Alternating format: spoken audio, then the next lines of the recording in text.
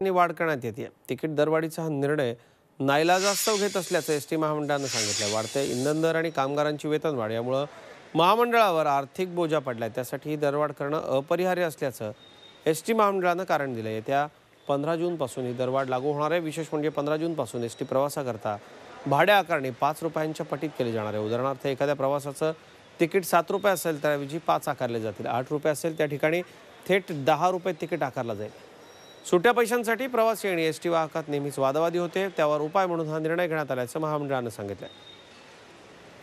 एसटीच्या तिकिटात 18% वाढीचा निर्णय नाईलाजानं घेतला असला तरी सर्वसामान्य प्रवाशाला फटका बसणार नाही याचा दावा परिवहन मंत्री दिवाकर रावते यांनी केला। उलट सुट्टे पैसे हे 5च्या पटीत ठेवल्याचा काही प्रमाणात फायदाच एसटी प्रवाशांना होणार असल्याचं परिवहन मंत्र्यांचं म्हणणं आहे। त्यांच्याशी बातचीत केली माझे सहकारी अमित जोशी यांनी।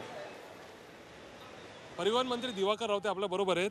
18% दरवाढ म्हणजे ही प्रमाण खूपच झालं। काय एवढी दरवाढ करावी लागते एसटीला? खरं म्हणजे 30% दरवाढ करण्यापर्यंतचा अधिकार एसटी महामंडळाला दिला। त्याच्या पुढे असेल तर सरकारकडे जावं लागतं। हे सूत्र गेले वर्षानुवर्ष आहे।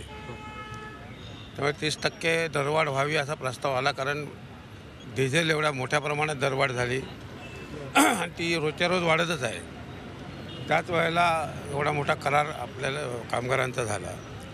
एस टी 2300 कोटी एकत्रित तोटा आहे आणि 500 कोटी रुपयाचा दर वर्षाचा तोटा आहे।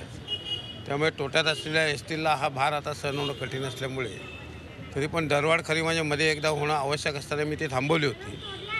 म्हणून ही दरवाढ मी माझ्या अधिकारात ती 18% केली आहे। तीसुद्धा परत एस टी तोट्यात राहीलच, परंतु सर्वसामान्यांचा विचार करून ही दरवाढ आता केली आहे। पण ह्या दरवाढीतला एक महत्त्वाचा व्यास आहे की आम्ही ती 5 रुपयाच्या पटीत केलेली आहे। त्यामुळे सुट्टे पैसे त्याच्यातून होणारे वाद हे राहणार नाहीत। म्हणजे 7 रुपये असेल तर 5 रुपये, 8च्या पुढे असेल तर 10 रुपये, की नाही 12 रुपये असेल तर 10 रुपये, म्हणजे लोकांना त्याचा काही ठिकाणी बराच फायदा पण होणार आहे।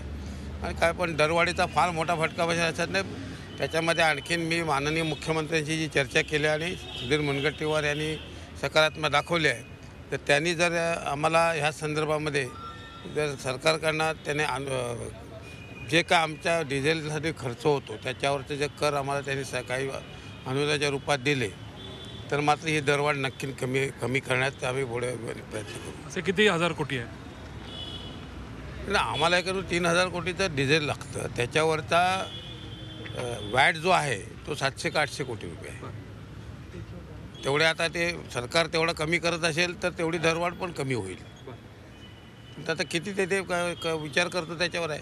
धन्यवाद। थोडक्यात आता किती प्रभाव पडतो या दरवाढीचा हे बघणं महत्त्वाचं ठरेल। Video journalist Naresh Amit Joshi, Zee media, Mumbai. Zee 24 तास रहा एक पाऊल पुढे।